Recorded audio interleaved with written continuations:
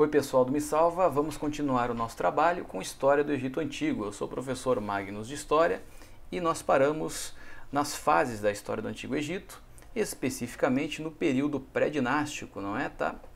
E a gente também datou o período é de 4000 a 3100 a.C., mais ou menos, tá?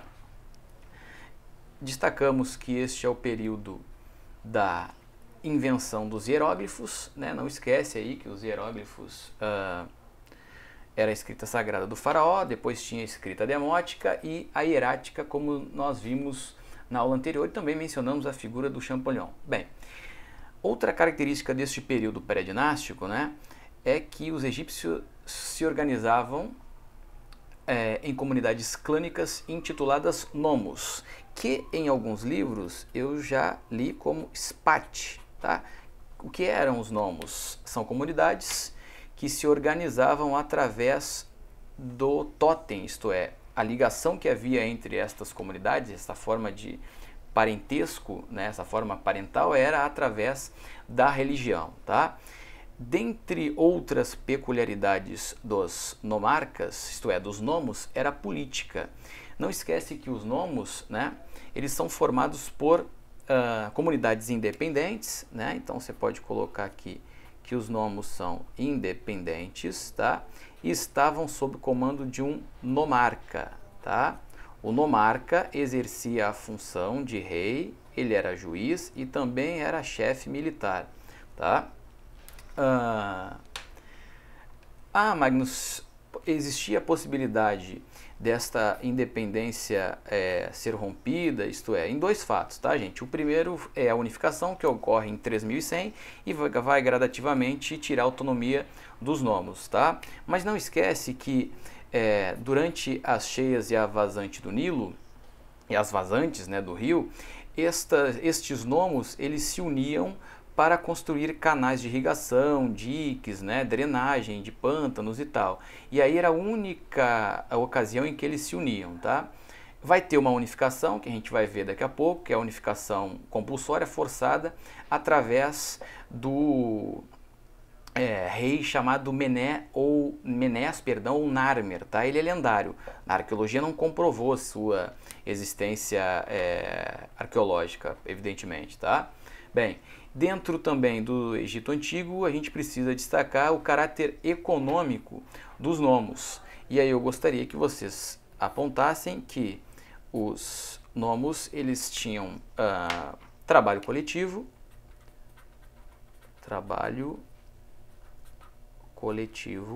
tá? E propriedade comum da terra. Deixa eu colocar a caneta aqui. Opa, tá aqui. Propriedade comum da terra, tá? Propriedade comum, tá? Não esquece dessas duas características da economia dos nomos, tá? O nomo ele tá, os livros apontam, pessoal, que ele é uma comunidade ainda em estágio neolítico, em processo de sedentarização e domesticação de animais, tá? Então ele traz essa peculiaridade. Bem, após analisarmos os nomos, gente, o Egito Antigo é intitulado, a gente encontra alguns Egitos, e aí eu só vou trazer aqui, continuando, ó, História do Antigo Egito, eu trago aqui alguns Egitos, que a gente vê nos mapas da seguinte maneira, ó, deixa eu colocar o mapa aqui, tá aqui, ó, tá aqui, tá, ó, quais são os Egitos que eu queria que vocês destacassem, tá? Vamos puxar uma setinha aqui. O primeiro deles é o Baixo Egito, né? Então ele é chamado de Baixo Egito, Médio Egito e Alto Egito. Por que alto e baixo? Porque o Nilo, como a gente viu, ele nasce, né? O nascedouro dele é aqui na região sul e vai desaguar, né, na região norte, lá no Mediterrâneo. Tá aqui, ó, Mar Mediterrâneo, tá? Por isso a gente tem o Baixo Egito, o Alto Egito e o Médio Egito. Essas comunidades clânicas, né, intituladas nomos e os nomarcas, se organizavam em cerca de 40 comunidades espalhadas ao longo do Nilo, tá? E por volta de 3100 a.C., o primeiro faraó ou o primeiro rei, como queira, não esquece que o Egito depois, né, futuramente vai se constituir como um império teocrático, isto é, o faraó Menés ou o rei Menés, tá? Aqui, ó, Menés,